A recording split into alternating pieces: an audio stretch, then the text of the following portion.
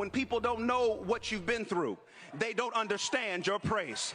When they don't know what you have sacrificed, those late nights when you wanted to quit, I'm talking to somebody, those times when you were crying saying, I can't make it, you have a reason to celebrate. And let me tell you, with everybody trying to stop your shine, you cannot be stopped. And I'm going to quote the famous lines of the ubiquitous Sean P. Diddy Combs, can't stop, won't stop.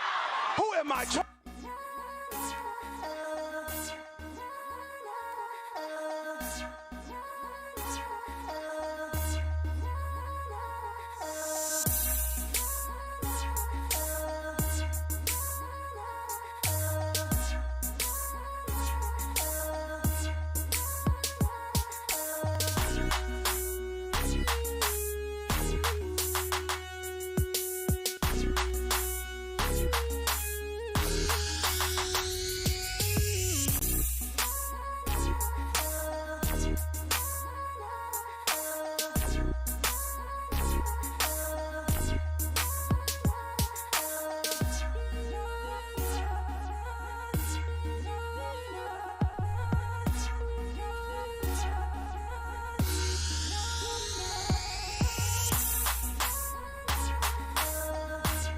All right, good night, one good night, all good night, every single person that is here tonight. How is everybody doing tonight? I'm seeing all of the regular names, the familiar names, the names that I'm used to seeing here tonight. Michelle asked for gospel night last night, but Michelle, I apologize. I did not come on last night. You know, last night was the chill time where I wanted to relax a little bit. And plus, gospel night is not a every Sunday thing. I had to remind you of that.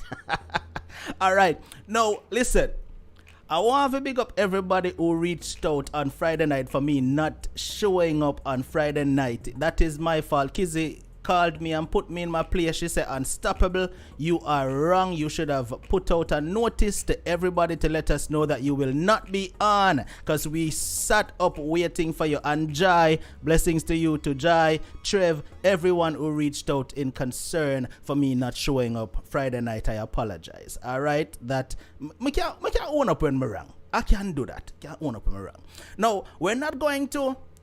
Well, let me not say we. I'm not going to waste too much time because I have a guest with me tonight who she is going to take over the show. She's going to dominate this show tonight. I already told her that, listen, I'm going to sit back. No, I always just sit back and give the guest the show. But this guest tonight, let me tell you something. She have this thing about her. When she attack, it's like she just pull you in. It's like you just want to hear more and more and more. And believe me, you're going to enjoy everything that she's sharing with us tonight. All right? Believe me. Now, the person I'm talking about, her name is Angelique Pierce. And she's an awesome lady. Now, Angelique is the founder of Ladder Masters Group. Now I'm going to leave it up to her to just give us a little bit of what Ladder Masters is about when she gets on screen. But she is a motivational speaker. So, when I get tonight, try to not get a double whammy. She's going to share her situation that she went through. And she's going to empower persons out here tonight who may need to hear the message that she is coming to bring across and spread. So, you know, there are women out there who are abused, being abused at this present moment while we're speaking. And persons who went through it and is still dealing with it because they never got over it. Now, what Angelique is here to do tonight is to share some of her wisdom with us, right? Some of her knowledge, because she went through it. She got over it. No, I'm not sure if she get over it fully, but she's going to certainly let us know tonight. All right? So without any more long talking, Unstoppable family, I'm going to introduce Angelique to the program tonight. But before I do that, I want to ask every single person that is here right now, if you have not hit that like button as yet, please click the like button. If you haven't shared out the show as yet, share it out right now. Share it over to Facebook in some groups. All right, share it out. Remember me always tell you, every person here, if you just simply click the share button once and share it to one WhatsApp contact, that helps.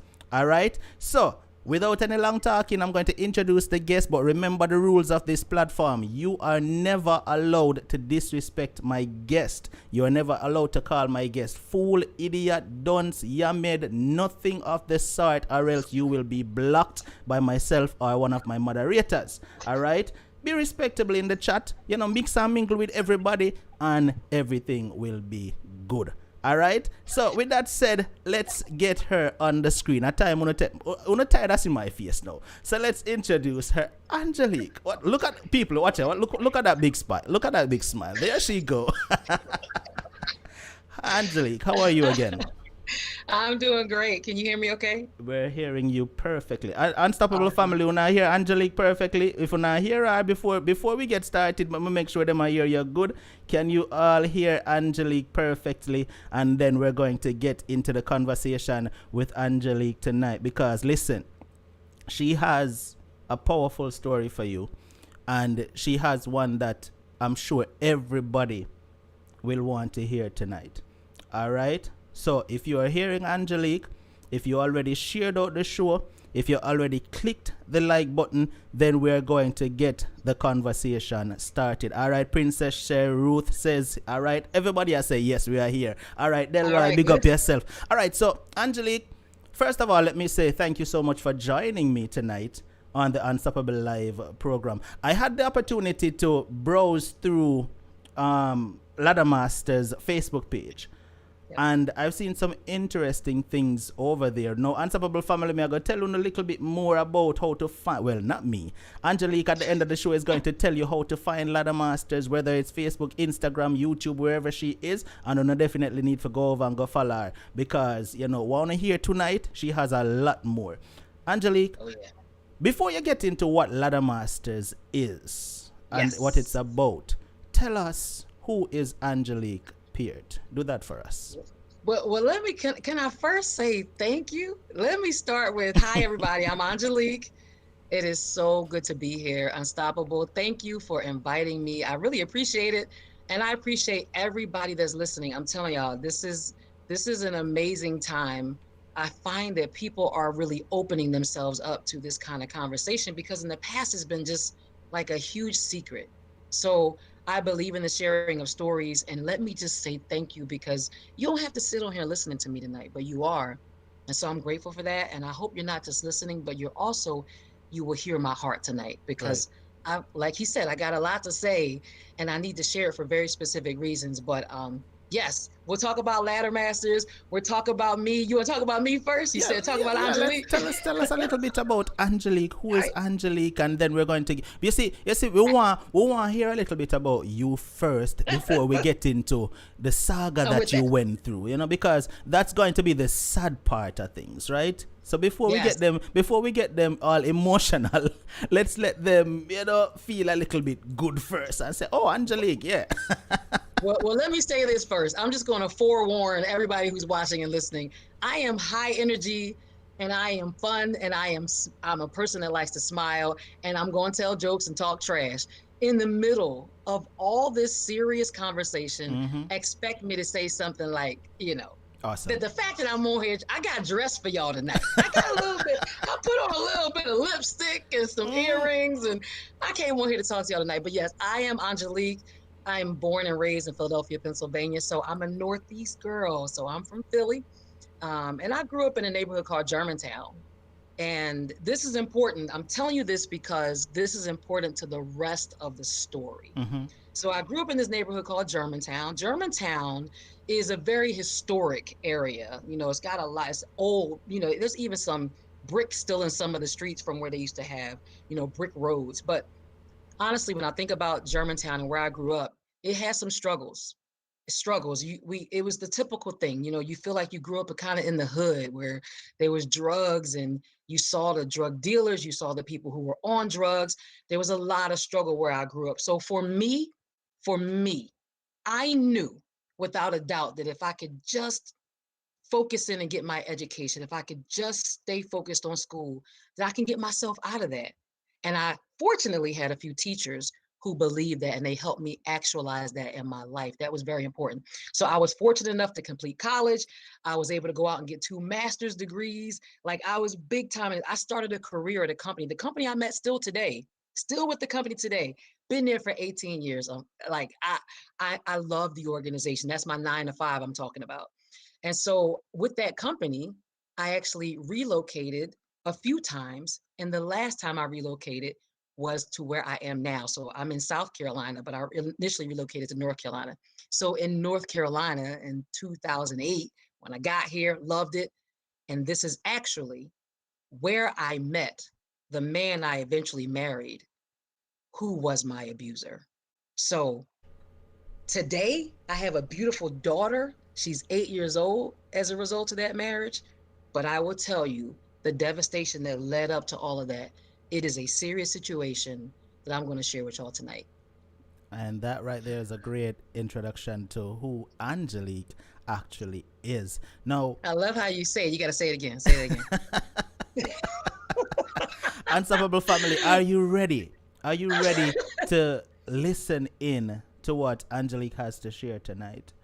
Now, remember, I told you, I heard a little bit of what Angelique has to share. And like I told you in the beginning, it just kept pulling me in. I wanted to hear more. So, may I tell you from now, you can prepare for something that is going to have you like, wow. So, Yeah. hit that share button and let's go. Angelique, the show is yours. Yeah. Go right ahead. All right. So here's the thing. Of course, there's many pieces to it. And I had to really listen, y'all. I prepared for this conversation. I really thought through what was most important to share with all of you because there's a lot. But I will say this, over the course of about 6 years, so it was from October 2011 until December 2017, I was in a marriage that literally like was amazing. I said it, my spirit fingers, it was amazing. And then it became abusive. And to think of that, it's just so hard even still to process how you could be in one place and end up in such another. It was a marriage that I suffered in because I was literally the constant victim. Like it was everywhere around me. It was verbal abuse, psychological abuse. I went through financial abuse, which was a huge part of it. And yes, some physical abuse as well. So I'm going to share with you many of the things that took place because here's my perspective. I feel like domestic violence and all the abuse that takes place in relationships, it doesn't really get talked about. It gets stuck inside like the 4 walls of whatever house or apartment that the victim is in. And she leaves or he leaves and goes outside and puts on this mask so that he or she can function. Because I say he or she because not all victims of domestic violence are only women. Let's be clear about that. Men go through it too. So you leave and you put on this mask because you have to function, you have to survive. But tonight, if you get nothing from me tonight, you are going to get what it really looks like because that's a part of the problem. It's so secret that nobody knows what it is. Nobody really understands what it is unless they see a black eye or a busted lip or some blood coming from somewhere. That stuff is abuse, y'all. It is. But there's so many other pieces of it that leads up to the stuff that you typically see or that people typically define as domestic violence. So there's a reason why tonight's show is called Breaking Free from the Prison of My Own Home, Thriving After an Abusive Marriage, because that's exactly what I was in. It felt like I was in a prison in my own home. So I'm gonna tell you more about that. So I bought this house. It was nice. It was my first house, man. I was so proud. I was a single woman. I was successful. I was professional. I'm doing great. And I'm so proud of myself. And this same house that I was so proud to buy on my own, literally became this battleground all the time with my now ex-husband, because I lived in fear, trying to figure out what was going to happen next. What was he going to say next? What might he do next? All of that. My safety and my sanity was straight up on the line. Like I I think back, I can even like picture these moments, even talking about it now. So I know most of you see domestic violence one way because we've all probably seen the movie What's Love Got to Do with It, or whatever other movie you watch, The Burning Bed, whatever they all are. We see certain things and we picture it. But I want to tell you, yeah, physical abuse is actually part of it. But I'm going to talk to you about some other things that I experienced that were very different, and many people experience that are very different than what you see typically on movies. So, all right, abuse is very, very, very calculated. I want y'all to understand they don't just wake up one day. These abusers don't just wake up one day like, you know what? I'm just going to go over here and I'm going to call out her name. Or, you know what? I'm going to wake up. I'm just going to put a pillow over her face. It doesn't just wake up and happen one day. The stuff that occurs is very calculated. It's very strategic. Abusers have a strategy. But you know what the problem is? We don't know. You don't know what's going on. We don't know the plan. We haven't been let in on the secret. We find out along the way. My ex-husband did a great job at making me feel like nothing was too good for me. Nothing was more important than me. The Coach bags, the Tiffany whatever, all that kind of stuff. Yup, he did all that. Going out to eat, spending time together. I'm telling y'all something. We were like never separated. I was either at his condo or he was at my house, back and forth together all the time. It was like we couldn't get enough of each other. And can I be honest? Let me be honest, because I want to dispel a myth. It was good in the beginning.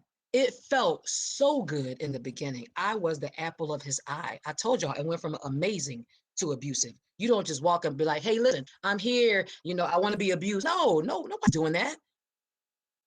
It starts off as something totally different and becomes this monster that none of us can control. None of us understand how we got there. So it was amazing and it felt good. But there were like these little moments that took place, and I'm talking about the early moments, y'all. You got to catch these early moments, what they call them, yellow flags, red flags. There were these moments that just, I could not make sense of them. For example, I always felt like I was in trouble with him. I started feeling like I was always in trouble. It could have been the simplest thing. I give the example because it just works for people to understand. Let's say he had a pencil. His favorite pencil, I'm being dramatic on purpose, favorite pencil, and I broke it. And it wouldn't be like, oh, babe, my pencil, that was my favorite pencil, you broke it. Oh, bad, I'll get you another one. No, it was like, you broke my pencil? That was my favorite pencil. And it would be ridiculously anger-filled and just so intense. And I'm thinking, it's a pencil. Like, we can go to Walmart and get another one. Like, what's the big deal? So I found myself always on the defense. Listen to me, please. I was always on the defense, trying to say, I'm sorry, I didn't know, my bad. I mean, can we get enough? It's always something that was going on. I want y'all to pay attention to these little things. Little things would seem to get very angry. I'm gonna use the word anger because it bothers me when it comes to domestic violence. He was very angry with the most trivial things that made no sense to me. But here was the problem, and I bet this is a problem of a lot of victims. I didn't have a definition, a real definition of domestic violence or domestic abuse. I didn't have a definition for what was going on with him or what he was doing to me. So I didn't have a way to put his behavior into a pattern, because that's what it was. But I didn't catch that it was a pattern. All right. So I dated him for about 9 months, and these little things were happening, but I felt like I was falling in love. And after about 9 months, somehow, and I'm going to say somehow, because God, my best friend, was like, what are you doing? Somehow, I agreed that it was a good idea for him to move into my house. Oh, gosh. Whew. All right. And so it starts. So he moved into my place. I met him in February. He was in my house by November. And all I can say is that he slowly started turning up the heat in the situation. So there's a lot of stories I can tell y'all, but I told you I prepared for tonight, and there were very specific things I wanted to share. So I have some of them written right here, and I'm going to tell you what they are. So let me start by telling you about the first time he put his hands on me. I'm going to start there and then tell you about some other things. The first time he put his hands on me, my daughter was probably like 1.5. And I was in our master bathroom giving her a bath in the tub. So I was down on my knees washing her. He was in the master bedroom, which was connected, obviously. And we were arguing between the two rooms, arguing with each other, but from two different rooms. So I'm trying to wash her, and we're arguing about money because money became a huge thing. I told you financial abuse was a big deal in my situation. And I'm like, we are struggling. You're supposed to take this trip, but what are we supposed to do while you're gone? We have to eat. We have to live. This trip makes no sense. I don't think you should go. I'm going. It was a big old thing, big argument. And I stood up from washing my daughter. I stood up and I turned and said, well, how about I just don't give you the money at all? Right? That's what I said. See, I had like raised up. That's when the Philly girl kind of came to the surface. And I turned and I said, how about I just don't give you the money at all? And little did I know, or little was I prepared for how he was going to respond to that. So he literally came charging toward me from the master bedroom into the bathroom where I was. And I didn't know what was about to happen, but I did know I wasn't going to like it and it wasn't going to be good. So what he did was he came toward me, and instead of closing his fist to hit me, he had his palms open like this, and he hit me in my chest like how you would imagine someone if they would have punched you. It was with that much force, but with open palms. And this was a big man, bigger than me, much heavier than me, which sent me across the bathroom. I did say my daughter was in the tub, right? Mm-hmm. Yeah, she was right there. He hit me and it sent me across the bathroom into the double sink that was in the bathroom. And that's what caught me. Otherwise, I'd have hit the floor. And so I have never been hit by a man in any way on any part of my body. And my first reaction was, oh my God. Like I said, I'm from Philly. I'm coming for you. I'm coming. So I jumped up and I went to go like after him. And all I could hear and see was my baby in the tub to my right, crying because it was so much chaos in the room. And I'm thinking, okay, if I go after him, first of all, she's going to see it all. If I let him just do this to me, he'll do it again, right? He's going to do it again. I can't let somebody treat me like I ain't raised to let somebody just hit me. Mm-hmm. But I stopped because of her. And I started just talking trash. Oh, now you hitting me? You gonna hit me now? That's what you into? You hit your wife? So I started talking trash, but in my mind, I'm thinking, oh my God, what just happened? What am I in now? I don't have any questions. What do I do? Are you talking, Unstoppable? Go ahead, I'm listening. Okay, I just want to make sure. I didn't want to keep going if you wanted to say something. That was a tough moment for me. And I remember calling the domestic violence hotline because I'm like, what am I supposed to do now? I'm trying to get her out the tub, put some clothes on her, but I felt like I had to do something. He left the house. So long story short, I call and they tell me I need to call the police. And I'm thinking, here's what I thought. Listen, this is so common. Here's what I thought. But if I call the police and tell them, is he going to get arrested? Am I not going to have my husband? Is my daughter not going to have her father? Is my family going to be destroyed? Because I called the police. I made it my problem. If I call the police, what will that cause? No, let me just stop right there and put a pin.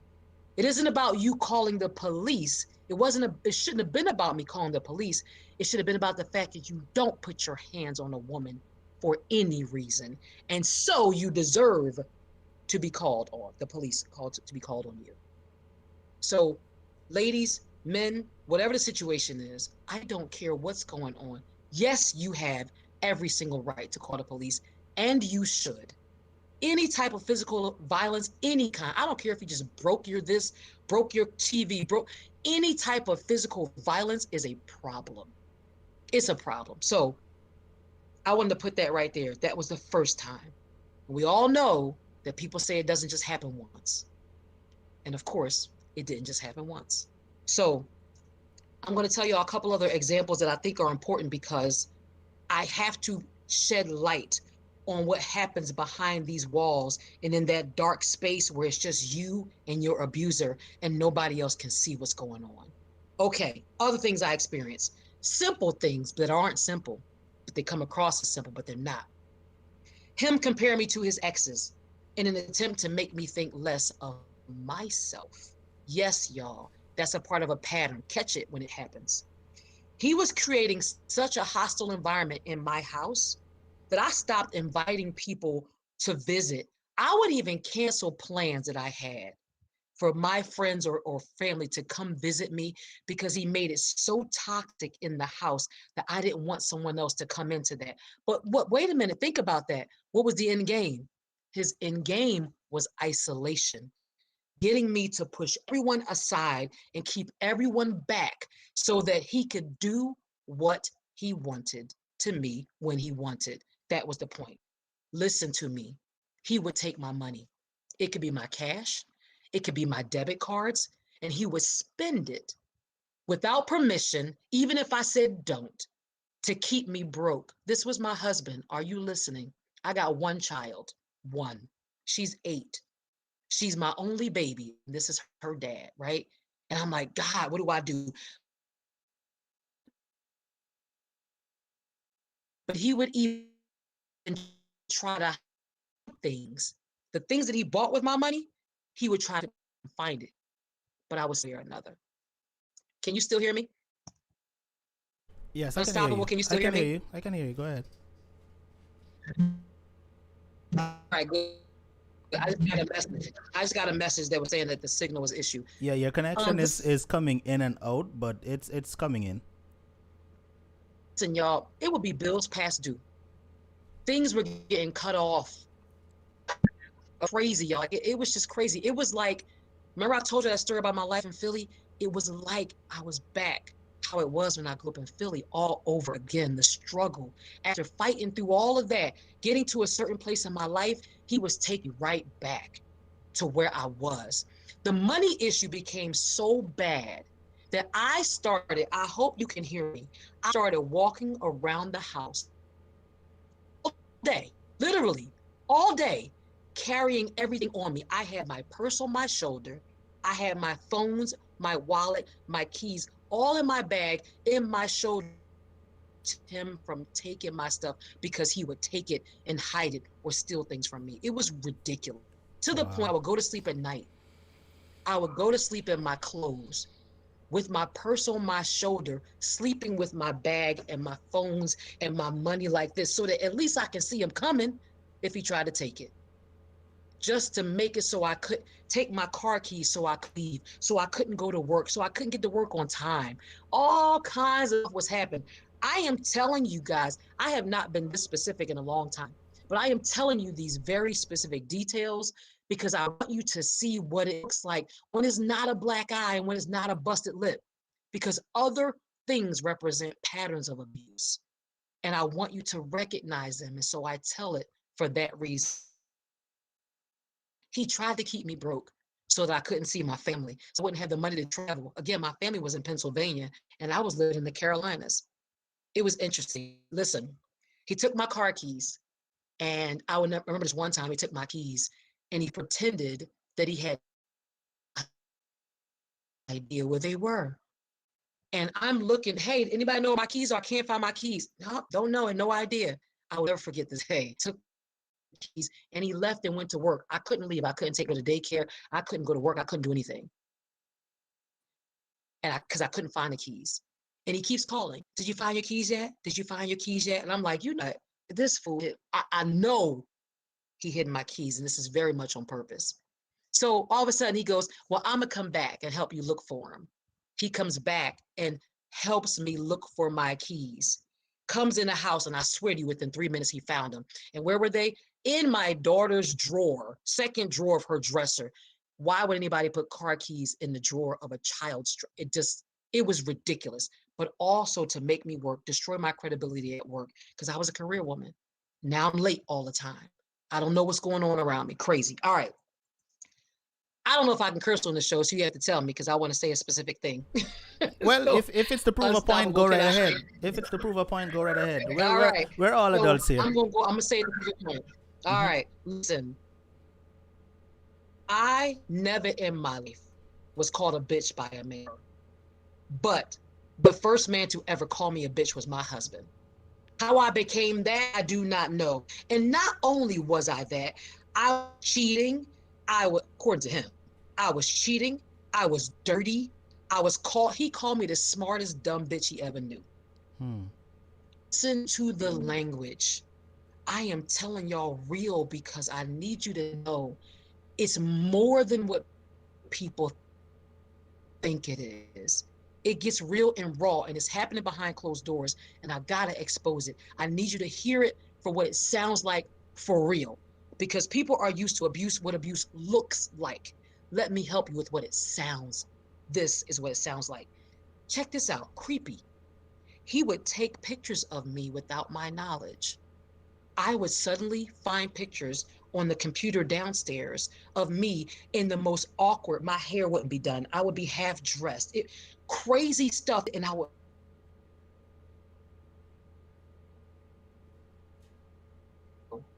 It was very, very strange to me. He would do things like stand in a doorway and block me from being able to get out of our bedroom so I couldn't leave the house. Again, he's bigger than me.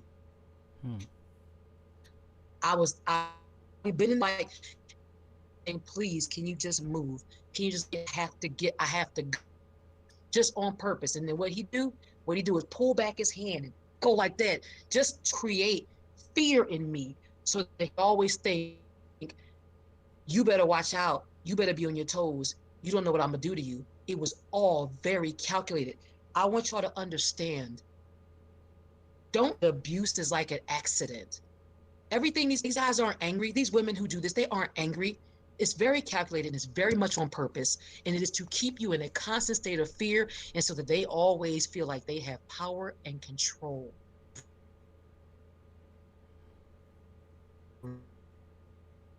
You. Check this out. I'm gonna say a few more things because I gotta picture this. It would also make it difficult for me to get sleep. He would make it difficult for me to rest my body, my mind, to wake me up hours just to argue, just whatever, keep me from getting the chance to even go to sleep. I would be exhausted.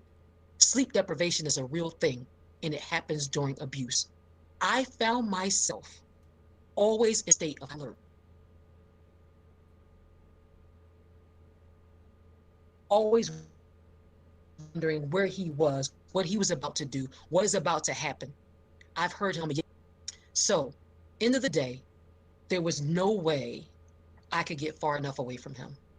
My 4-bedroom house with the loft that I was living in at the time, that I thought was so big when I first bought it as a single woman, it was so small. There was like place in the house that was farther enough away from him. He was everywhere, all from me, all the time, and I couldn't breathe. I literally felt like I couldn't breathe. My house.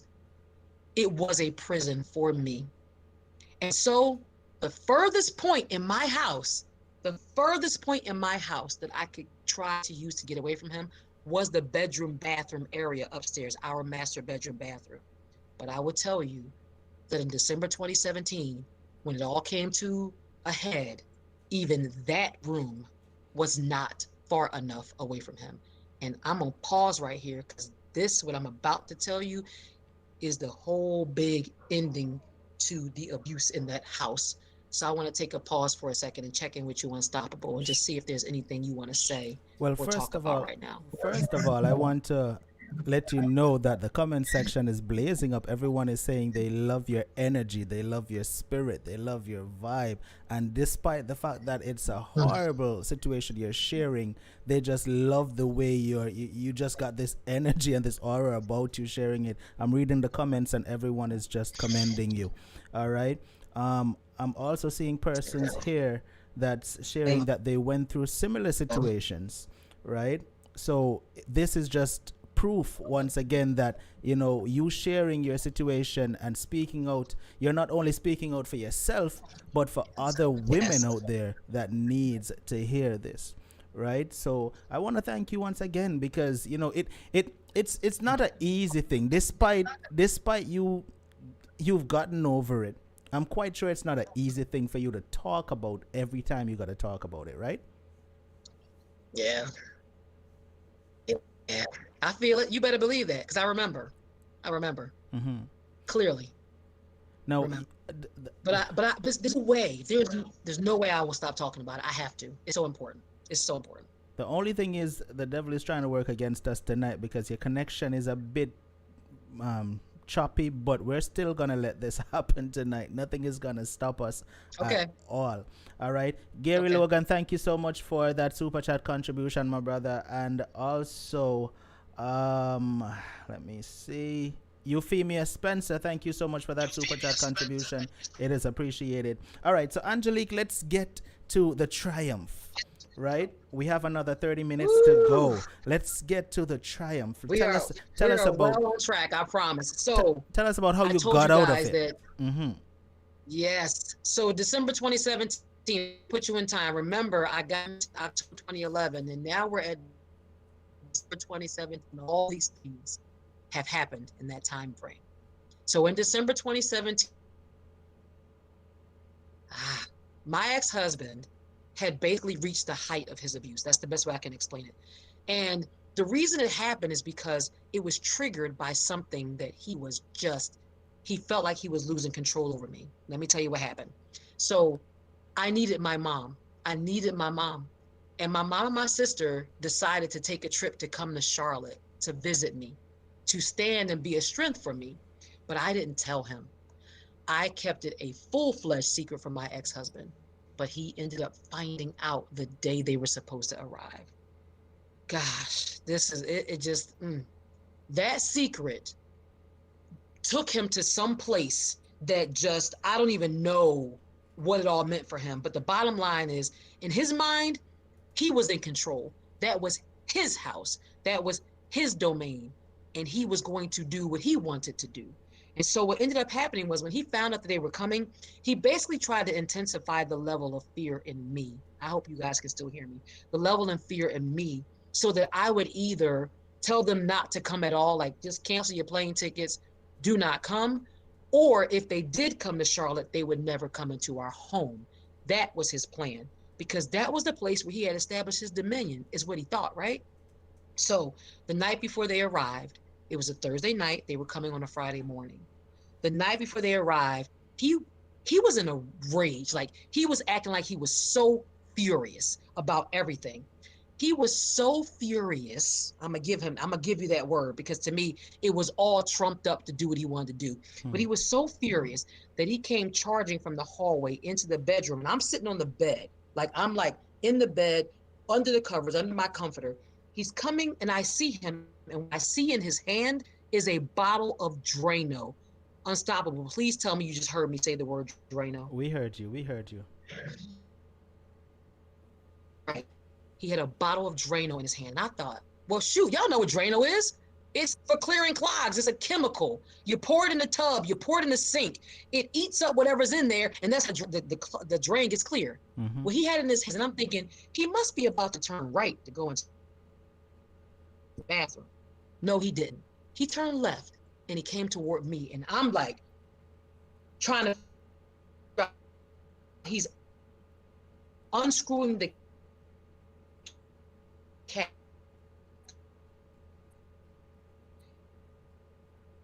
And what he started to do was shake all I saw was, I rolled that way. So when the bleach came and dropped down, it hit in the comforter. It missed me. So I was able to get out of the bed and went down the hallway. Just to this day, I think back to that moment, and I don't have a place. I just don't have a place for it. How many times I tell the story, I do not have a place for that. And I thank God, because if he had the presence of mind to first have taken the Drano and poured a cup or into a bowl, then threw it, I'd have been done. I would have been done.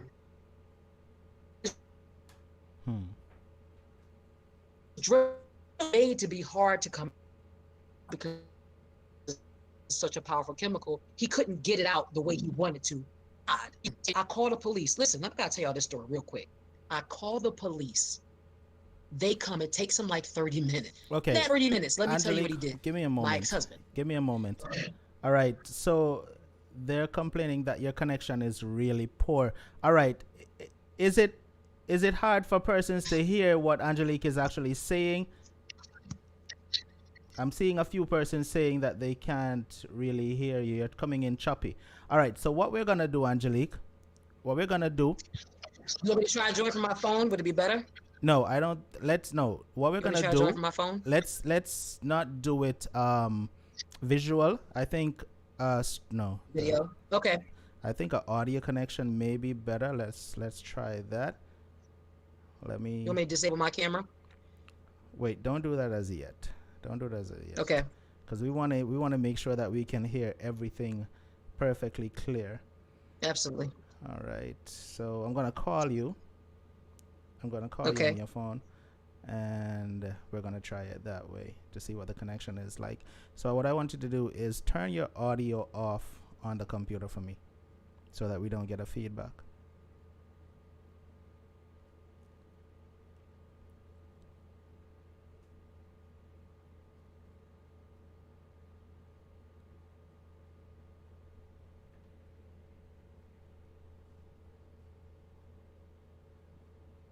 All right, can you hear me?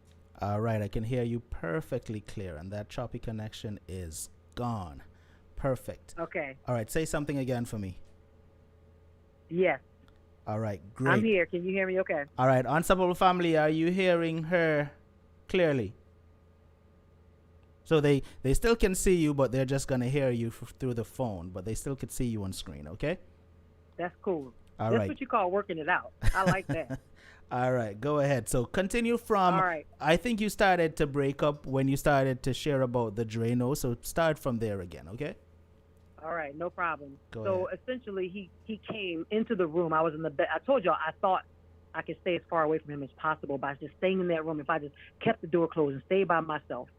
But he came into the room with a bottle of Drano, unscrewing the cap as he's walking toward me, like he's on a mission.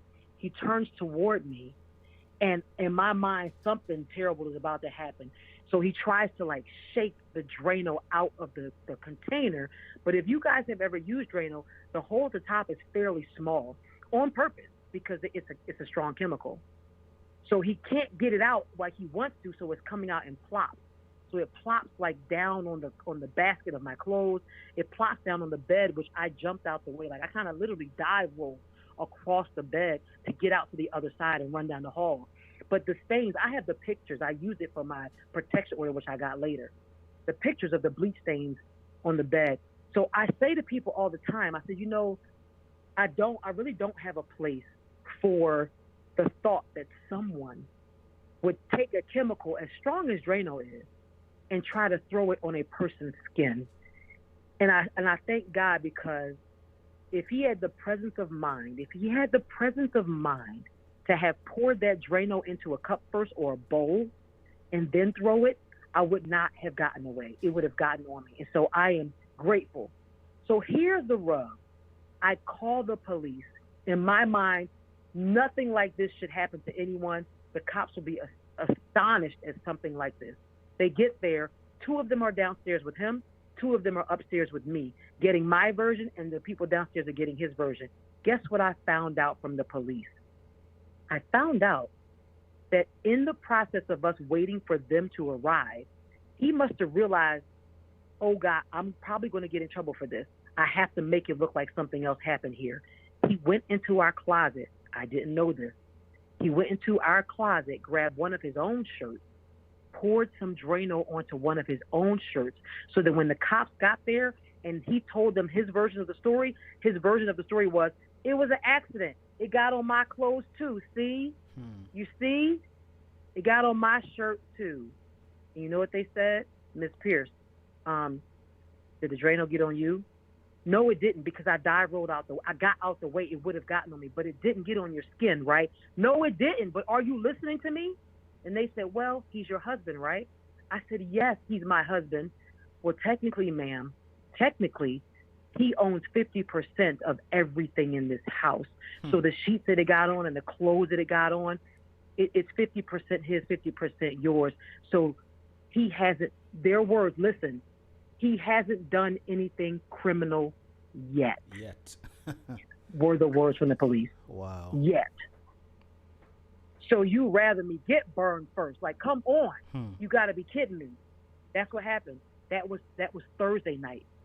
Friday morning, my mom and my sister arrived, and I'm telling them what's going on, and I pretty much stay near them at their hotel room, and I took my daughter with me to visit them at their hotel room because I just need to get away. So now we're at Friday night, but I needed to go back to my house, and I wanted to take a shower, change my clothes. God, I almost wish I never did that, but I went back to take a shower and change my clothes.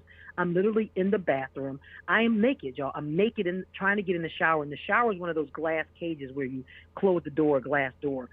And he is going off, like just going off at me. Where's my daughter? Where's it? I'm like, she's visiting my mom, my sister. She's at the hotel. Like, it's not a big deal. How do you gonna make it? He's making it this whole, how dare you not bring my child home? How dare you, dirty B, you this, you that. I hate you, I this, I that. And he's going crazy. And I can see that he's working himself up to a place of being angry so that he can just do whatever comes after that. But what he decided was going to come after that was he wanted to try to attack me and punch me and hit me in the shower. Now, thank God for that cage door, because I was able to keep him from doing some of that to me. But guess what? He had no idea.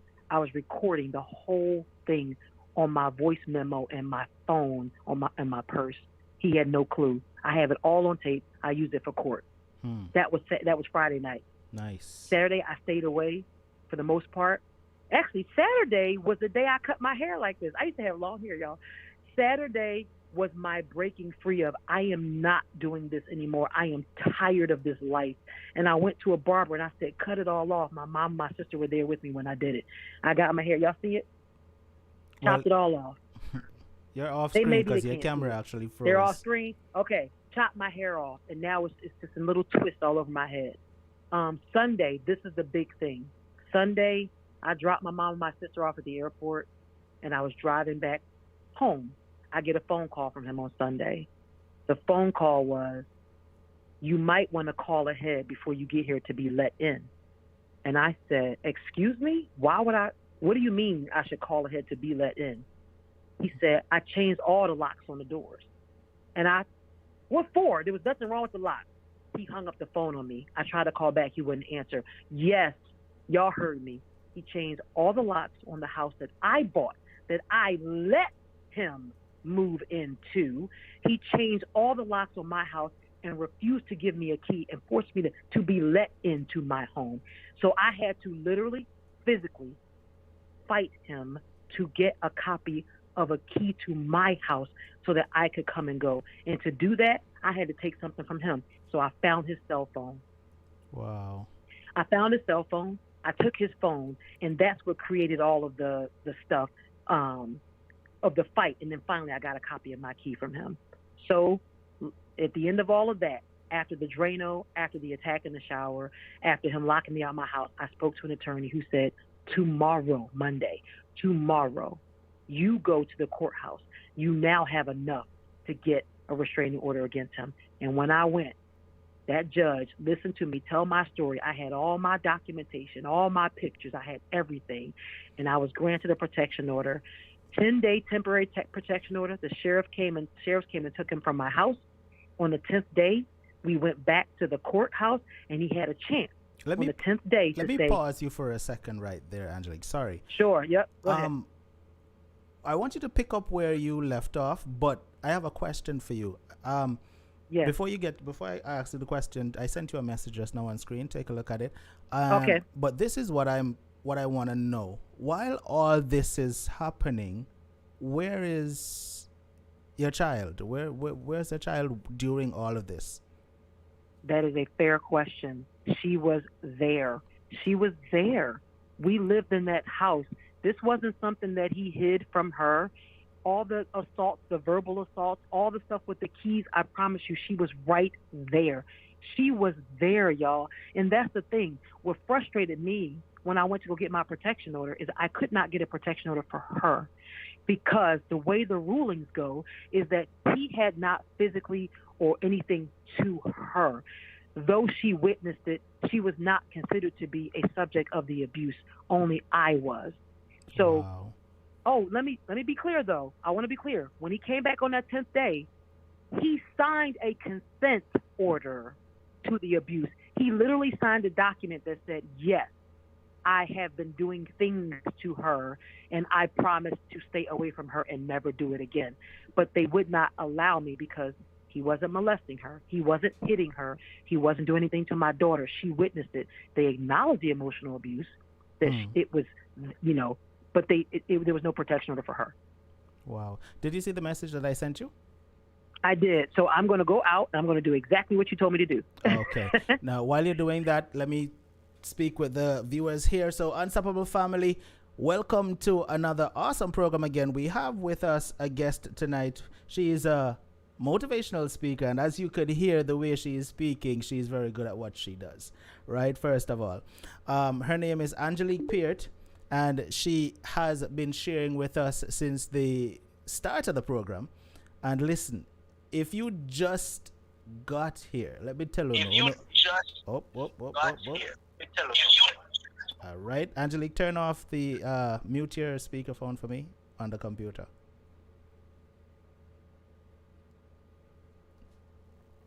You did that?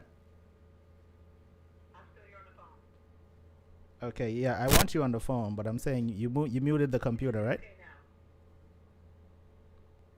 now. Okay.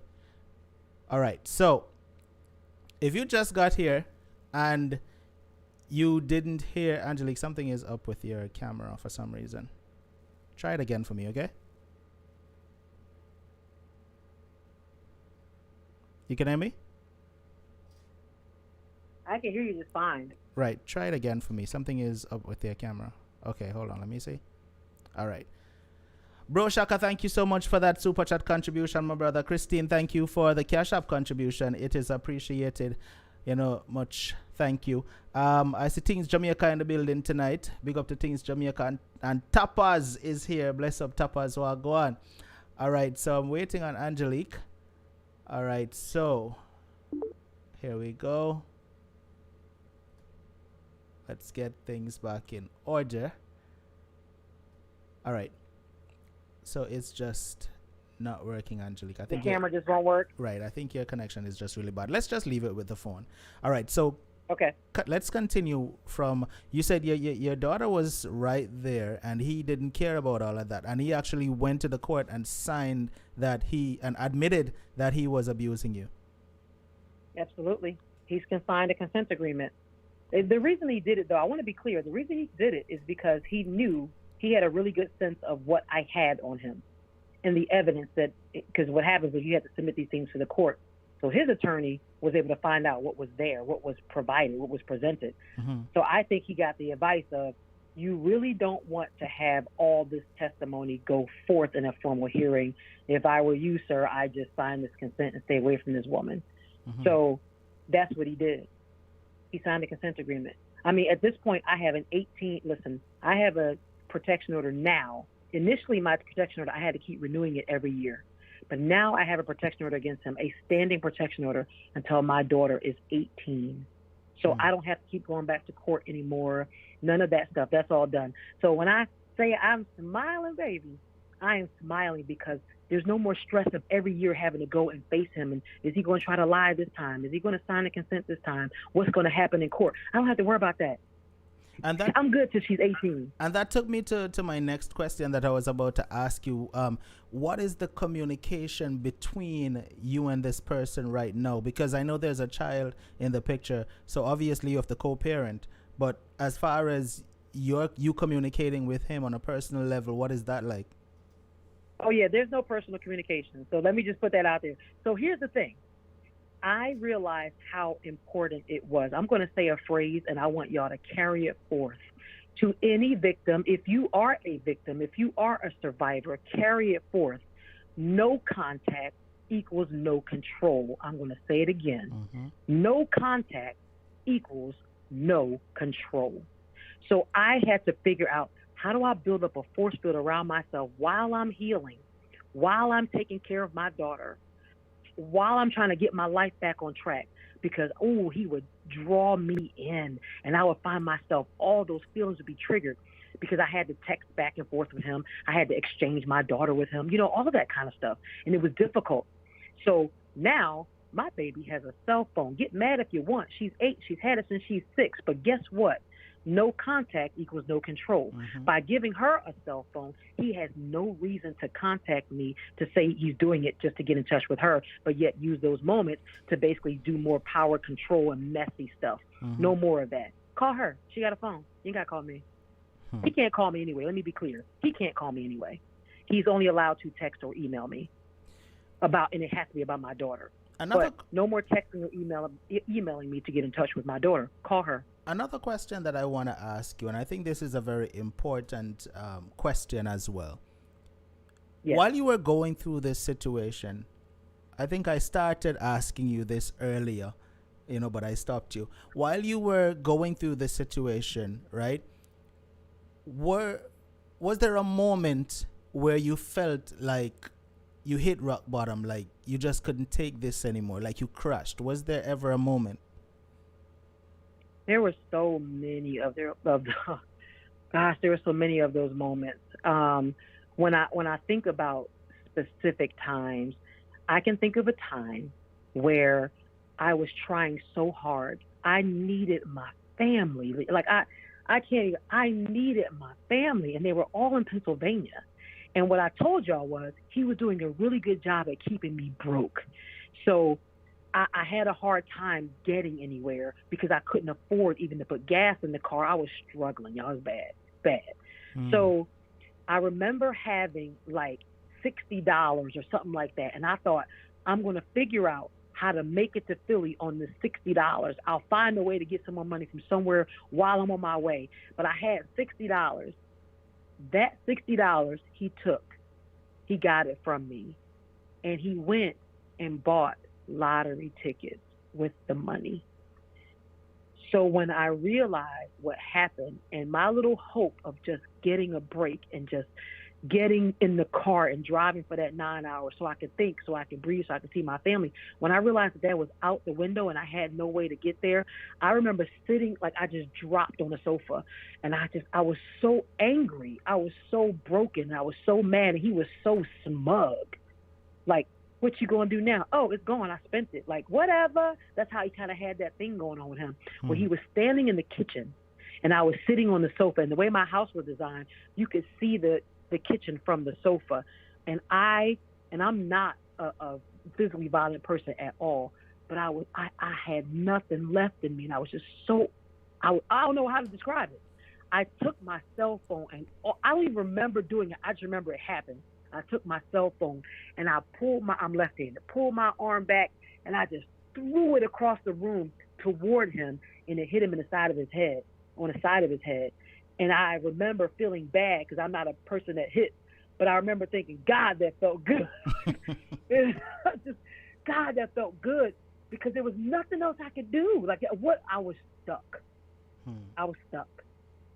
So I remember that moment clearly. And just how I felt helpless and couldn't get anywhere and couldn't go anywhere. There are a lot of women who blame themselves for being abused. They think that they're at fault. It's their fault for the things that men do to them, abusive men do to them. Let me correct that. Did you ever feel that way?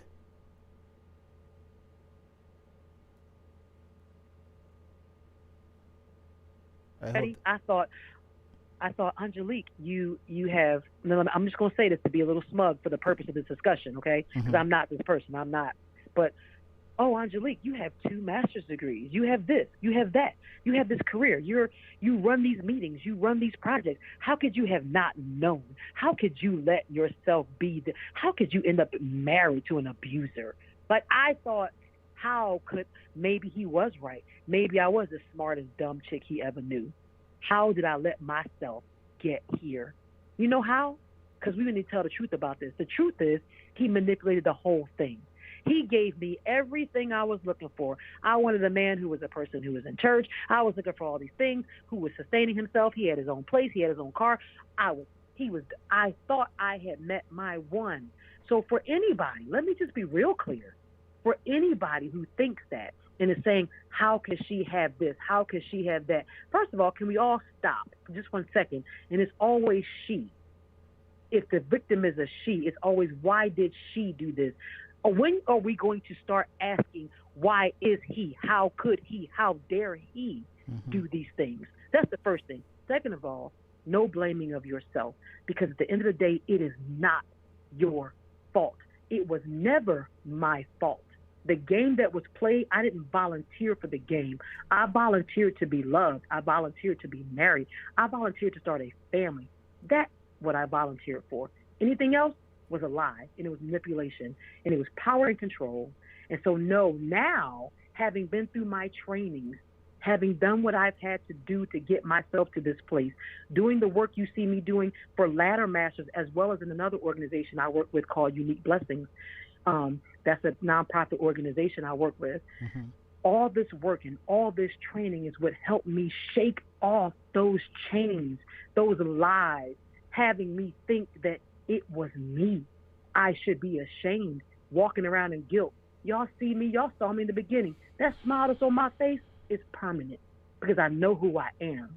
There's a quote I always say, I remembered who I was and the game changed. I remembered who I was and the game changed. So I understand the guilt and the shame, but the truth is it was never my fault. I was never to blame. And so if anyone is listening, it was never your fault. You were never to blame. And now it's time for you to define you, to take back that courage that you had and show that strength that you have had, always had, and still do have today. Very important. Angelique, I feel like you're getting into the motivational speech part, but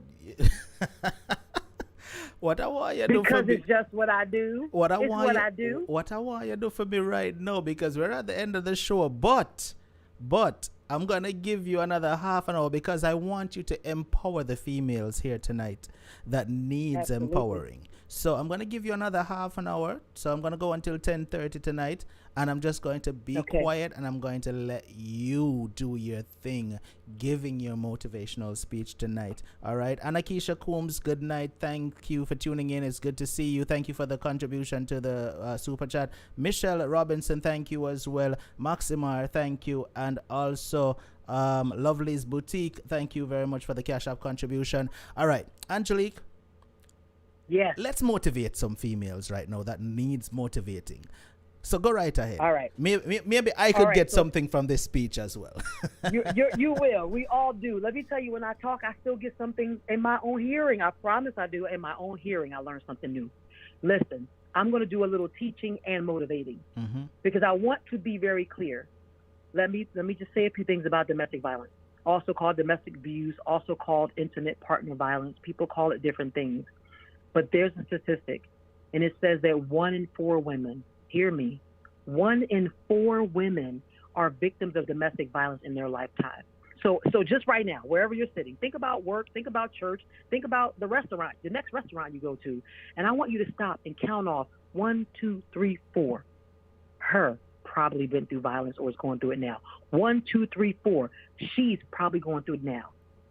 I want you to really hear me. I said this earlier. The behavior of an abuser is calculated. It is all by choice. They are not crazy, or how we say, they're not crazy. They're not. They're not sick.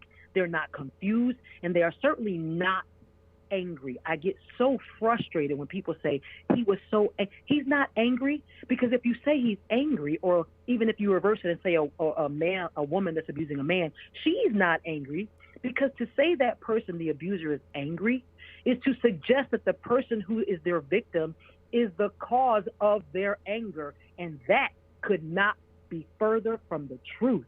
It doesn't matter if you made pancakes or waffles. It doesn't matter if you gave the best sex of your life. If the person is an abuser, they are going to abuse. Bottom line, it's going to happen. It's what they want to do. It's their choice. So I want to be very clear about that. And did I tell y'all I was here to bring awareness and break down facades? So that's what I'm going to do. Now, domestic violence, I keep saying it doesn't happen only to women who live, or only to women that live in the hood, or that got 6 baby daddies and all the stuff that people talk about. Listen, I told y'all, I thought I was there. I thought I was there in my career, in the car I was driving, in the house I was living in. I thought I was there. I'm not stupid. I'm a smart woman. But this thing it's not about that. It's not about that. It happens to all kinds of women, all kinds of people from all walks of life, religions, regions, nationalities, ethnicities. It is not a respecter of persons. Domestic violence is about the abuser. And let's turn the light and shine the light on them because they're the ones that are doing it. And it frustrates me how people kind of look at this thing very differently. But I'm here to set the record straight. So I want to say a few more things. It's a cycle. It is a cycle and is a process. When that abuse starts, you're already in love. Again, I didn't say, let me go find next man that has a protection order and probably abuse other women. No, there were a lot of lies. He was married more times than he said. He abused the women that he was married to before me and the girlfriends. I heard about all those stories. It's crazy to me. But I didn't find that out until after the fact. Why? Because I guarantee you he knew he wouldn't get me otherwise. He wouldn't get me otherwise. So he had to play the game to do that. But this is about the victory. And I want to shout out my mom right now because, oh my goodness, my mom talked to me every day. When I say every day, I don't mean she skipped one, maybe here or there. Every day, probably 2-3 times a day. Not only that, she was intentionally. So listen, this is why your network and your circle is so important, because those are the people who actually, genuinely, unconditionally love you. And that person, that abuser, does not feel that way about you at all. They only pretended. That's why they want those people to stay away from you.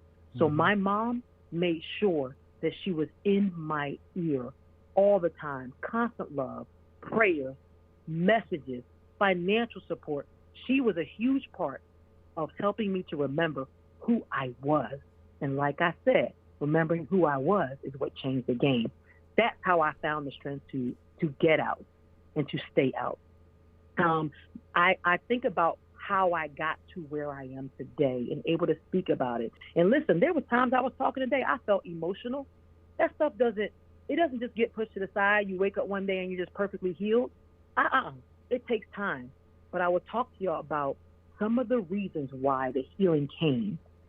I will tell you that I literally chased after my healing because I had to understand what in the world I went through. I was constantly researching things online. There was at the time I was living in Charlotte, and the county I was in was called Mecklenburg County. Mecklenburg County had and listen, y'all, because this probably exists where you are. If you are a victim or survivor, this may exist where you are. Mecklenburg County has something called Mecklenburg County Community Support Services. They have an entire group of people dedicated to the domestic violence arena. So they had a training, and I went to this training, and I learned the definition. I learned what I went through. I heard the truth of what happened to me. I can't tell you how many tears I cried sitting in that class. It was 3 sessions. I cried so much. I was so angry and I was so broken. But it was that class that taught me what I went through, how to talk about it, and then how to do what I'm doing with y'all right now, which is share my story in a way that is beneficial, uplifting, empowering, encouraging, and builds up someone else who's going through domestic violence or has survived domestic violence. So yeah, that was a big deal. And now I share my story. You asked about the shame and the guilt. Oh no. Now I share my story with no shame, no guilt. And the biggest piece of it is that I absolutely know without a doubt that I'm helping somebody. Even if it's just one somebody, I'm helping somebody, someone, somewhere, male, female, whoever I'm helping. But I will tell you that there were 2 forces moving me. It was definitely God's spirit moving me to my place where I am today, but also that precious little lady I told y'all about, my daughter. Because at the end of the day, I knew I could never allow her to grow up thinking that this was how daddies treated mommy. This was how husbands treated wives. Right. Absolutely not.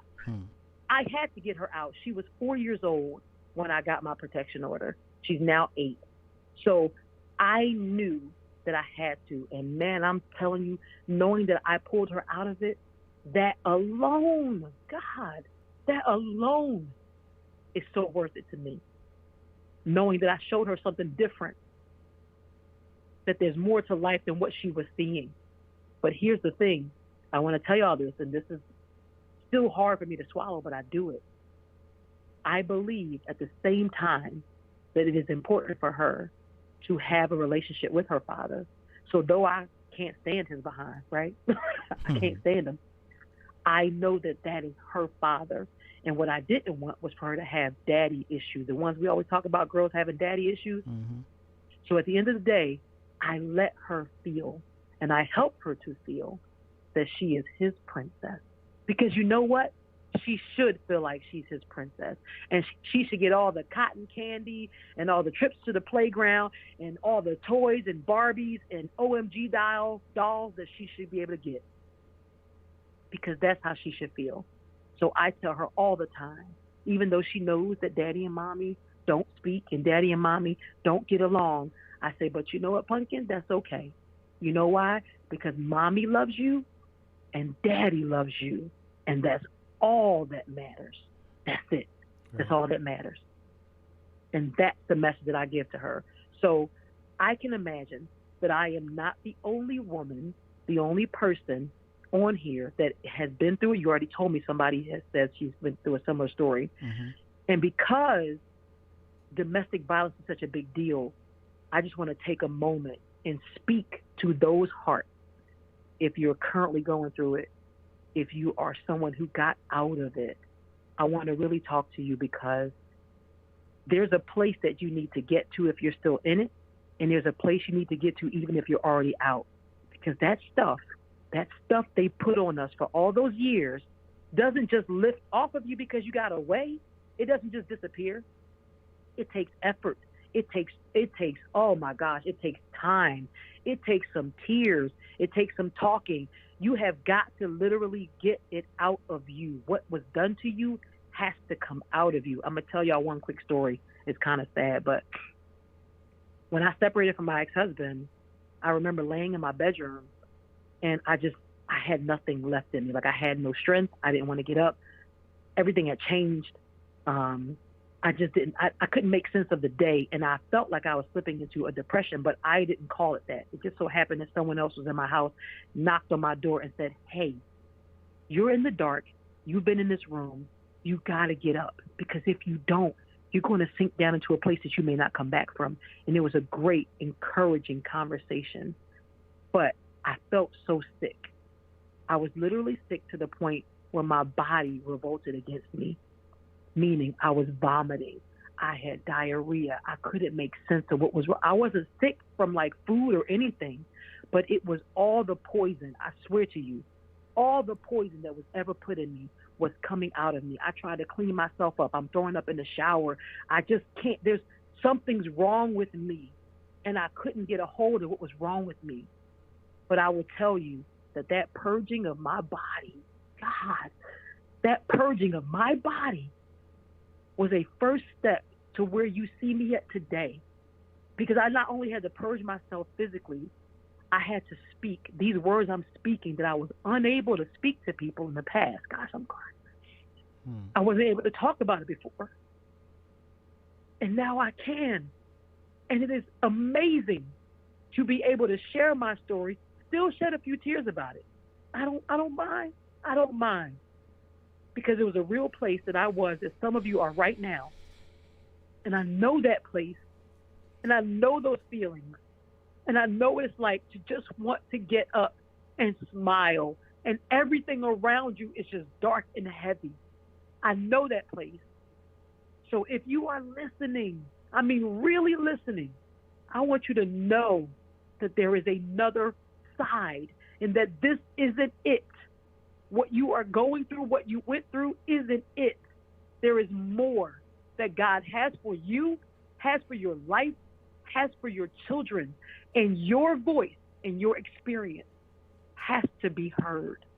Your story has to be told, just like I'm telling mine. Because not only is it helping someone else, I promise you, this still continues to help heal me. I know every time I speak, every time I talk about it, there's one more notch on my ladder. My company's called Ladder Masters. There was one more rung I had climbed up, one step higher, because somebody somewhere is going to hear it, and they're going to hear it differently from my voice. For some reason, they'll hear it differently from me. And then not only that somebody, but also me. I get stronger. I get more clarity every time. And so I'm passing on, if I can in some way, that strength, that clarity, that courage, that joy. I'm passing on to someone else. And I pray that you can take it, hear me, reach out if you need to. Laddermasters.com. Call 855 We Survive. Whatever you want to do, contact me. I'm Angelique Dees Pierce on Facebook. Angelique Dees Pierce, or Ladder Masters Group on Facebook. Find me. Call 855 We Survive. That's my toll-free number. Reach out. I have resources I can help. So I'm going to say a few more things because this is important, and I want to close it in this very particular way. Before I end this episode, I want to take a moment to really say that I know what kind of, I know what this can be. I know how heavy this kind of conversation can be. It's heavy for me. I'm, pulling up old stories, pulling up the weeds, right? But it's for a reason. It's for a purpose. And I will stand on that purpose for the rest of my life because it's that important. But when you do that, it does pull on you. It pulls on other people. It can be draining. It can feel heavy. So I want to say a few things, and I want to say a few affirmations to whoever is listening, and I'm hearing it for myself every time I say it. Listen to me. I said it earlier, you were never to blame. And I don't just mean you were never to blame, like, oh, girl, oh, boy, it wasn't your fault. No, I need you to hear me.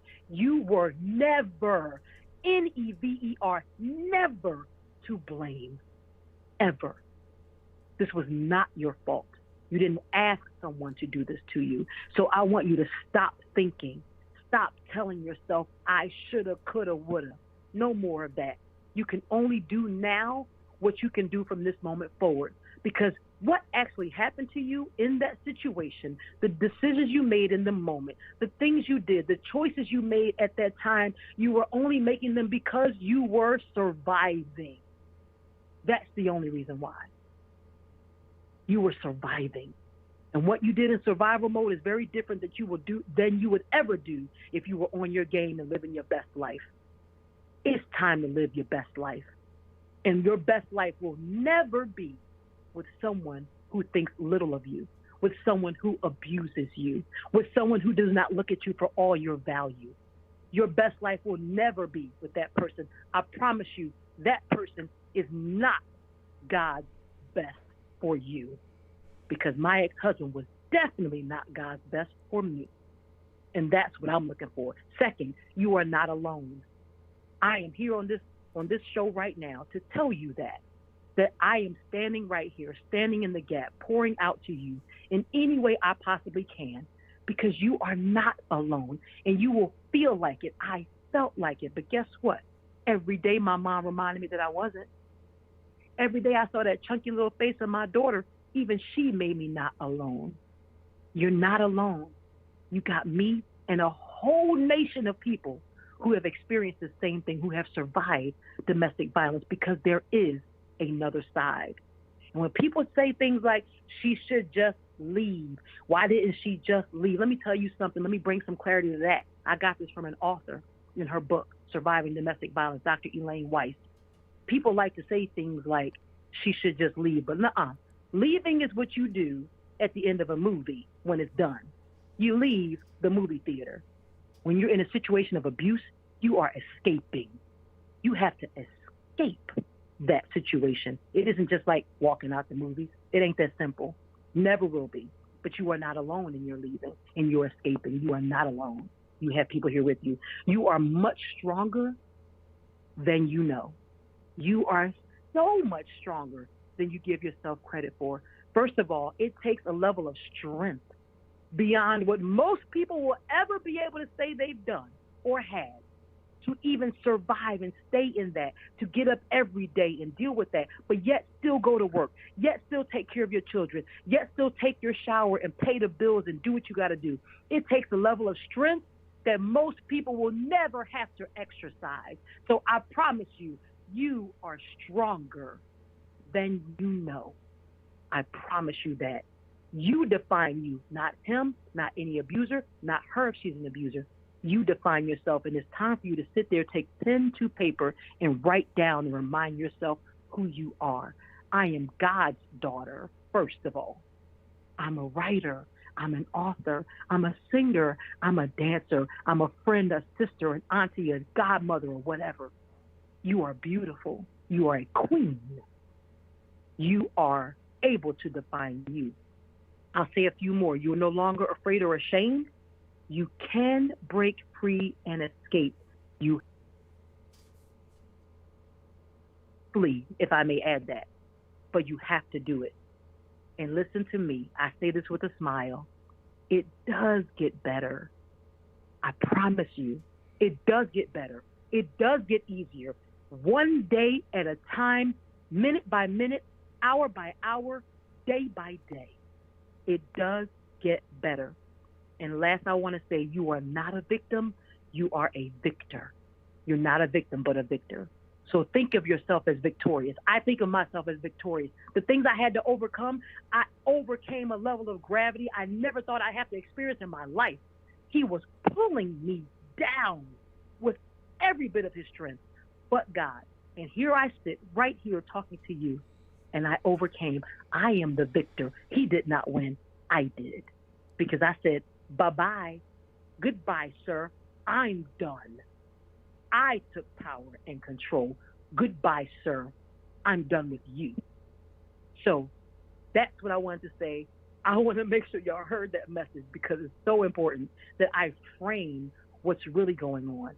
You are escaping, and you have to, because you have to do what's right for you and your children, or just you alone, even if you don't have any, because you're worth it and you're worthy. Angelique, with a closing like that, I don't even think I need to close the show myself. That was powerful. That was powerful. Now, Angelique is on the call-in line, viewers. But if you would like to call in and say a few words to Angelique, you can call via WhatsApp 954-353-2197. If you would like to say a few words to Angelique, it's 954-353-2197 via WhatsApp only. All right. That's the other line that I'll be able to pick up on. Now, Angelique, Sylvia says, Angelique Pierce, you are a strong, beautiful, phenomenal woman. I pray God's continued blessings on you, my dear. That's what Sylvia wrote in the comments. Thank you. You know, a lot of persons in the comments seem to really love your spirit, you know. So this is what I'm saying, Unstoppable Family. Her name is Angelique Pierce. She made that very clear, and her platform is called Ladder Masters on Facebook. So if you love how she talk tonight, then you need to go on over Facebook and follow her. And she also have a YouTube channel. Tell them how to find your YouTube channel as well, Angelique. Same thing. You put in either Angelique Pierce or Ladder Master, all right, and what you'll find are my podcast episodes on there. Yep. Okay. And you also go live on Facebook, right? You go live on Facebook, but then you reshare it to YouTube. I do every Sunday at 7 p.m. I have a podcast called Silent No More, because I'm silent no more. I talk. So Silent No More every Sunday at 7 p.m. Okay, so if you want to catch Angelique, well, the good thing is she doesn't go live on my nights. So you when you can go over there for a Sunday night, yeah, me will learn Angelique, you know, for Sunday nights, yeah. So that works out perfectly. All right, go on over, subscribe to Angelique. Sade says, phenomenal woman, that's who you are. All right, so that's Sade. All right, so obviously they're loving you tonight, you know. Listen, Angelique, I can't thank you enough for sharing what you shared tonight. And you said something that I say all the time on this show. You know, you mentioned that sharing is very important. Talking about the situation is very important, because while you are talking about it, it's helping you as well. That's what you said, right? Mm-hmm. You know, It does. So I try to encourage persons here who, if you're new here on this platform and you heard Angelique shared her situation, or you heard a past show that you saw on this platform, just know that you have somewhere that you can share your ordeal. You don't have to keep it bottled inside. Angelique can tell you that didn't help, right? Right, it did not help one bit. It made it worse. Right. So if you are going through a situation similar to Angelique's, or, you know, even if you went through it, you know, you can use your story to empower another woman like Angelique is doing tonight. Your story can help someone else. So if you're going through a situation like that, or you've been through something like that, we are here. You can reach out to me at 876-420-3368 via WhatsApp, or you can reach out to Angelique, as she stated herself, on Ladder Masters group right over there on Facebook. Angelique, tonight was powerful, and I want to thank you once again. Now, I'm seeing a lot of persons in the comment section earlier saying part two, but we're not going to do that. If Angelique wants to be a guest again, she can at any point. But what I would prefer is if you all go on over and show her some real unstoppable support over there on her platform. All right, I'm sure she would appreciate that. So what more I want to do is once I go over there, I want to make sure that she know, listen, I'm here from Unstoppably in Angelique. All right? Okay. I love it. So, I love the family. Angelique, I love it. Good night to you. I know you said that, you know, you would have normally been in dreamland already, so I'm keeping you way past your bedtime. I go to sleep early. All right. I want to say, can I say one quick thing? I say one quick thing? Go ahead. I just want to tell everybody, I know how important it is to share your story, and I agree, you must, because stories have power, not only for the teller of the story, but the listeners. But one thing I did learn in the process of this is that I had to learn what it meant to tell my story, because I wasn't at a place just 3 years ago to be able to tell this story. I was dealing with still so much of the pain. I was still trying to get divorced. So I say all that because when you get ready to talk, in this kind of a forum, let me just be clear, in the public kind of forum like this, there are some things you will have had to deal with, things that you have to get clear in your mind. And if you're just telling your story to be like, well, I just want to tell him off and I want to tell everybody what he did. Okay, slow down. Be very careful, because you have to make sure what you are sharing is from the right place. Otherwise, it just gets messy and you lose the entire message, and whatever your mission was will get lost. So make sure you've done the work on yourself. You have to do the work on yourself. I'm still healing. I'm not perfect yet, but I've done a lot of work to bring me to a place where I can share my story from a place of, I'm going to say this word, victory.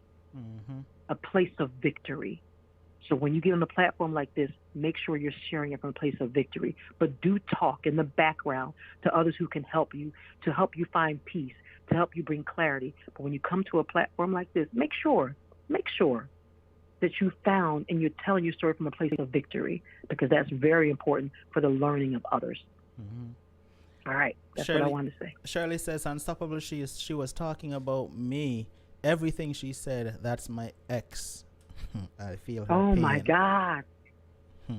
That's amazing. I'm telling you, I tell people all the time, did we date the same man? Did we marry the same man? Because why? It's a pattern. It's a process. They have learned it. I don't know how the heck they all learned it, but they did. But they use the same processes to abuse. It is a pattern of power and control in a cycle. So yes, I totally get what she's saying. Angelique Pierce, good night to you, and thank you once again. And definitely, I'm quite sure you will be seeing the Unstoppable family rolling out. If not Sunday night, you will see my army over there at some point. That is how we are. We support others. Thank you guys so much. So we will be over there. I appreciate you. Unstoppable family, as a matter of fact, we will be raiding Angelique's live stream Sunday night. So everybody prepare feed Sunday night. It's at 7, right? 7 p.m. Eastern time. You got it. All right. So we're going to raid Angelique's live stream Sunday night. So everybody, whatever you have to do Sunday, make sure you do it early enough. So Sunday night at 7, on finish, so we can go raid Angelique. All right. So Angelique, we will see you on Sunday. All right. Have a good night. Talk to you soon. Thank you so much. Bye-bye. Unstoppable family. There you go. That was a powerful one right there. that was a powerful one right there, and we learned from it, as well as, you know, we just enjoyed Angelique's spirit, her vibe, her energy. Everything was right. You know, I had to give her an extra 30 minutes because, you know, as I told you earlier, talking to her, it's like, you know, she just keeps pulling you in. It's like you want to hear more. You know, she just have that kind of energy about her. You know, so honestly say I wasn't lying. All right. Now, Unstoppable family, I want to thank everybody for tuning in. Once again, I want to thank everyone that contributed to the show, of course. Anakisha, thank you so much. Michelle Robinson, thank you. Maxima, thank you so much. Bro Shaka, thank you. Gary Logan, thank you. And Euphemia, thank you. I also want to say thank you to Lovely's Boutique for sending in a cash app. And also Christine, thank you so much for sending in a cash app as well. It's appreciated. Now, Unstoppable family, remember, if you are here for the first time and you have not yet subscribed to this channel, you know, I've turned on the subscriber feature. So that simply means that if you're not subscribed, then you won't be able to comment in the comment section. I know some of you may be having some issues as far as being able to comment. So if you see you can't comment, it's simply because you have not hit the subscribe button. That's what it is. All right, so hit the subscribe button and that problem will be solved. All right, also I want to remind everyone that if you haven't signed up to get your badge beside your name as yet, like you can see some persons here, their name is in green and they have a badge beside their name. Some of them are VIP, some of them are #1 fan. You know, those badges, you know, set you out, you know, make you stand out different. Their name is in green and they have a badge beside their name. Those are the Unstoppable officials. So you can sign up. It's a way of supporting the platform. All right, if you love what we do, if you love the show and you want to show a bit of support, you can sign up to become a you can sign up to become an Unstoppable official. Oh God, Stush Pumpkin said, let's see if I'm a subscriber. All right, so big up to all of the Unstoppable officials, and also thank you to the persons who visited the Unstoppable merch store and went over to get your merch. You continue to support the platform. Thank you so much. If you haven't visited the merch store yet and gotten your merch store, go on over and get your merch. All right, yes. Now, oh, I see where Kizzy is also reminding us about Dr. Mia's reality show, which has started, by the way. It started last Sunday. All right, so if you want to see Dr. Mia reality show yet, you need to go check it out. All right, she is now doing her thing right over there, all again on her platform, Dr. Mia with Indestructible. All right, now with that said, Unstoppable family, the show end. So I know how we end the show already with the officials marching out. So Unstoppable officials, as long as you know you have a badge beside your name, start marching up right now. Venice says, I signed up but I don't see any badge. But that simply means you're not sign up, Venice. If you had signed up, we would have seen a notification come in saying Hello? Venice signed up and is now an official. Kissy, why you call me when I end the show? Why? What reason do you have for calling me when I'm ending the show? Unstoppable, at least say good night. Good night, Unstoppable. It is not a good night because I'm tired and I need to get off. What is your reason for calling? I'm tired too. Kissy, and I'm watching your show. Unstoppable, what are you calling for when I'm ending the show? Okay, Unstoppable. Remember, on Sunday and Wednesday, Dr. Mia have a reality TV show at 7 p.m. Somebody please tell Kissy I just said that a while ago, no? And if that is what she is calling to stop me and keep me longer for, please tell her to hang up because I just said that. Thank you. I'm not hanging up. Kizzy, go find something to do, yeah? I just did that though. Big up yourself, Kizzy. Good night, Unstoppable. Good night. All right, so marching out right now, we got Maxima rolling out with a super VIP badge. We got Mina Unstoppable marching out, rocking her VIP badge, super VIP badge as well. Nolan Baxter in the building, rocking a super VIP badge as well. Trevor Grant, there Trevor Grant is rocking a golden VIP. We got the Stush one, aka Stush Pumpkin, rocking a extreme VIP badge beside her name right there. And then we got who else a march out? Who else? Topaz in the building, aka Topaz, rocking a super VIP badge beside her name as well. All right, Nolan Baxter, I said that already. Who else? Anybody else? We're there with the official them there tonight. Kissy Unstoppable is here, rocking her badge as well. It's a extreme VIP badge beside Kissy's name. Alright, so Dr. Mia sending our link there, so I want to make sure so I want to click our link. Alright, and remember to check out our reality show. We got Sylvia Unstoppable in the building, rocking a super VIP badge. Teresa Myers, loyalist. Hold on, what Derek say? Loyalist extraordinaire. Yes, that is Teresa Myers right there. Lola says, how do I get the badge Unstoppable? Alright, so Lola, if you're not in Jamaica or restricted Caribbean island, then all you have to do is go to the home page of the channel and you will see the word join in blue. All you have to do is click the word join and sign up. It is that simple. 1, 2, 3. Negrita Unstoppable is here and she's rocking an extreme VIP badge as well. Tapas, shoot me a WhatsApp. Hold on. At Venice, please message and oh, okay then. Cool. Yeah, man.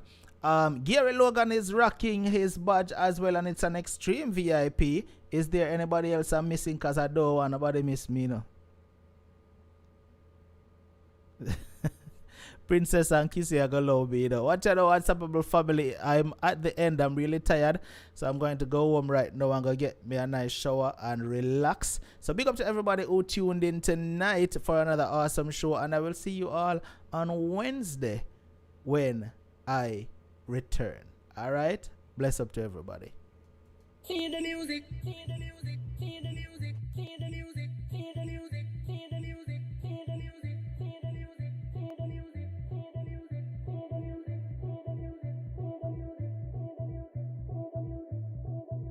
feel the music, feel the music, way, feel the music, way, move your waistline, way, move your shoulders, way, way, way, feel the music, way, move your waistline, way, move your shoulders, way, way, way. This music got me feeling like them way up high, sipping martinis and blue slushes with umbrellas up high. I like dancing, you like dancing? Put my feet up high, and I don't wanna go home, so turn the music up high. Feel the music, way, feel the music, way, move your waistline, way, move your shoulders, way, way, way, feel the music, way, move your waistline, way, move your shoulders.